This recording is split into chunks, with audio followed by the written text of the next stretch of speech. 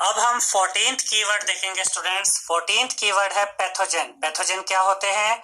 Those micro organisms which cause diseases are called pathogens. ऐसे micro organisms जो बीमारियां फैलाते हैं इन्हें हम क्या कहते हैं स्टूडेंट्स? पैथोजेंस कहते हैं। Pathogens can be bacteria, viruses, protozoa और fungi. Bacteria, viruses, protozoa, fungi ये सभी पैथोजेंस में आते हैं। अब हम 15th कीवर्ड देखेंगे स्टूडेंट्स। 15th कीवर्ड है प्रिजर्वेशन। प्रिजर्वेशन क्या होता है? तो पहले हम थोड़ा सा आपको समझा देते हैं स्टूडेंट्स कि जो माइक्रो ऑर्गेनिजम्स होते हैं ये खाने के ऊपर ग्रो करके उसे खराब कर देते हैं। तो ऐसा प्रोसेस, ऐसा तरीका जिससे कि हम खाने को माइक्रो ऑर्गेनिज्म से बचा सके, जिससे कि खाना खराब होने से बच सके, इसको हम कहते हैं preservation. The process by which food can be preserved from the action of microorganisms is called food preservation। यानी ऐसा प्रोसेस, ऐसा तरीका जिससे कि हम खाने को बचा सके, किसके एक्शन से? माइक्रो ऑर्गेनिज्म के एक्शन से। क्योंकि माइक्रो ऑर्गेनिजम्स के एक्शन या उनकी एक्टिविटीज से खाना खराब होता है। तो अगर हम खाने को माइक्रो ऑर्गेनिजम्स के एक्शन से बचा सके तो इस प्रोसेस को क्या कहा जाता है? Food preservation. अब हम 16th कीवर्ड देखेंगे स्टूडेंट्स। 16th कीवर्ड है प्रोटोजोआ। प्रोटोजोआ क्या होते हैं? Protozoa are a group of single celled micro organisms which are classified as animals. Protozoa single celled यानी एक ही सेल के बने हुए माइक्रो ऑर्गेनिजम्स होते हैं जिनको एनिमल्स की कैटेगरी में ही रखा जाता है। Protozoa are found in ponds, lakes, dirty water drains, river, sea water. Protozoa कहाँ कहाँ पाए जाते हैं? पॉन्ड्स यानी तालाब के पानी में, लेक्स झील के पानी में, डर्टी वाटर ड्रेन्स नालियों में गंदे पानी में, रिवर नदियों में, और सी वाटर यानी कि समुद्र के पानी में। Diseases like dysentery and malaria are caused by protozoa. ये जो बीमारियां यहाँ दो बताई गई है, डिसेंटरी और मलेरिया, ये भी प्रोटोजोआ के द्वारा ही फैलती हैं। एग्जाम्पल्स ऑफ प्रोटोजोआ, यहाँ पर दो एग्जाम्पल भी दिए गए हैं प्रोटोजोआ के, अमीबा एंड पैरामीशियम। अब हम 17th कीवर्ड देखेंगे राइजोबियम। राइजोबियम क्या होता है? Rhizobium is the bacteria that are situated in the root of leguminous plants. Rhizobium bacteria का ही एक पार्ट है जो कि लेग्यूमिनस प्लांट्स यानी कि जो दालों वाले प्लांट्स होते हैं, जो पल्सिस प्लांट्स होते हैं, उनके रूट में पाए जाते हैं। It converts the atmospheric nitrogen into soluble forms which can be absorbed by the plants. अब देखिए स्टूडेंट्स, हमारे एटमॉस्फेयर में 78% नाइट्रोजन पाई जाती है, लेकिन ये नाइट्रोजन डायरेक्टली ना तो एनिमल्स के किसी काम आती है और ना ही प्लांट्स के।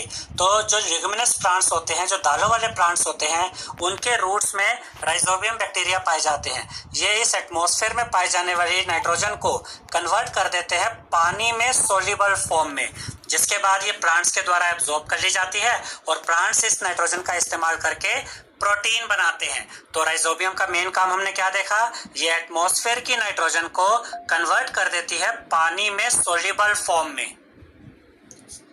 अब हम 18th कीवर्ड पढ़ेंगे स्टूडेंट्स। 18th कीवर्ड है वैक्सीन। वैक्सीन क्या होती है? The vaccines are nothing but the introduction of dead और weakened microbes in a healthy body. Vaccines और कुछ नहीं होती बल्कि डेड और वीकेंड माइक्रोब्स यानी कि मरे हुए या कमजोर माइक्रो ऑर्गेनिज्म होते हैं जो एक हेल्दी बॉडी में डाले जाते हैं। अब इसको ध्यान से समझिएगा स्टूडेंट्स। आपने कई बार देखा होगा कि छोटे बच्चों को पोलियो की वैक्सीन दी जाती है। तो वैक्सीन में क्या होता है? डेड यानी मरे हुए या फिर कमजोर माइक्रो ऑर्गेनिज्म होते हैं किसी बीमारी को फैलाने वाले। तो पोलियो की वैक्सीन में क्या होता है? पोलियो फैलाने वाले कमजोर या मरे हुए माइक्रो ऑर्गेनिज्म होते हैं। तो ये जब एक बच्चे के शरीर में डाले जाती है, ये वैक्सीन जब उसको दी जाती है, तो हमारे शरीर में जो ब्लड होता है उसमें व्हाइट ब्लड सेल्स होते हैं। जैसे ही ये माइक्रो ऑर्गेनिज्म एंटर करते हैं बॉडी में, वो व्हाइट ब्लड सेल्स एंटीबॉडीज तैयार कर देते हैं इस पोलियो की बीमारी से लड़ने के लिए।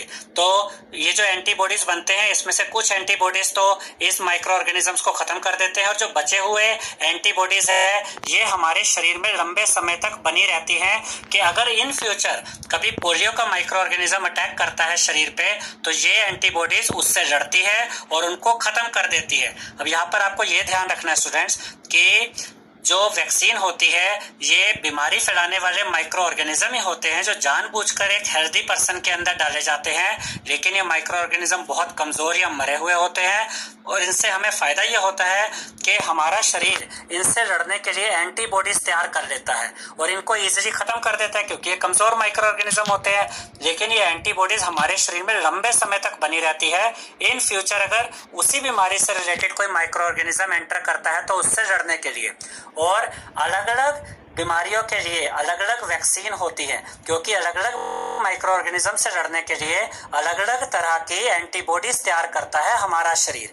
ठीक है, देखिए यहाँ पर यही लिखा है, body fights and kills them by producing suitable antibodies in the blood। जब ये माइक्रो ऑर्गेनिज्म हमारे शरीर में एंटर होते हैं, जो ये वैक्सीन के थ्रू दिए जाते हैं, तो हमारी बॉडी उससे फाइट करती है और उन्हें मार देती है। कैसे? By producing suitable antibodies in the blood. हमारे ब्लड में कुछ सुटेबल एंटीबॉडीज बनती है और वो इन माइक्रो ऑर्गेनिजम्स को खत्म कर देती है जो इस वैक्सीन के थ्रू हमारे शरीर में डाले गए। These antibodies remain in the blood और ये एंटीबॉडीज हमारे ब्लड में बनी रहती है ऑफ द पर्सन, एक इंसान के शरीर में, for a very long time, लंबे समय तक, and fight against the same micro organisms and kill them. और अगर कभी इन फ्यूचर उसी बीमारी का माइक्रो ऑर्गेनिज्म दोबारा एंटर करता है शरीर में तो ये उसको मार देती है। If they happen to enter the body again, अगर उसी बीमारी का माइक्रो ऑर्गेनिज्म दोबारा शरीर में एंटर करता है तो दस a vaccine develops the immunity from a disease.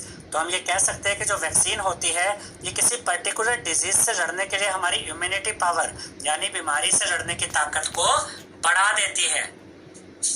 अब हम 19th कीवर्ड देखेंगे स्टूडेंट्स। 19th कीवर्ड है वायरस। वायरस क्या होते हैं? Viruses are the smallest microorganisms which can reproduce and develop only inside the cells of the host organisms, which may be animals, plants और bacteria। Viruses सबसे छोटे micro organism होते हैं students और इनको रिप्रोड्यूस करने के लिए और डेवलप होने के लिए यानी अपनी संख्या बढ़ाने के लिए इनको किसी दूसरे के शरीर की ज़रूरत पड़ती है और जिनके शरीर का ये इस्तेमाल करते हैं उनको हम क्या कहते हैं? Host organisms. होस्ट ऑर्गेनिजम्स क्या क्या हो सकते हैं? ये एनिमल्स हो सकते हैं, प्लांट्स हो सकते हैं, बैक्टीरिया हो सकते हैं। यानी वायरस रिप्रोड्यूस और डेवलप होने के लिए, अपनी संख्या बढ़ाने के लिए एनिमल्स का इस्तेमाल करते हैं, प्लांट्स का इस्तेमाल करते हैं और बैक्टीरिया का इस्तेमाल करते हैं। जैसे ये एनिमल्स के शरीर में एंटर करते हैं या प्लांट्स में एंटर करते हैं या बैक्टीरिया में एंटर करते हैं, ये रिप्रोडक्शन और डेवलप होना शुरू कर देते हैं।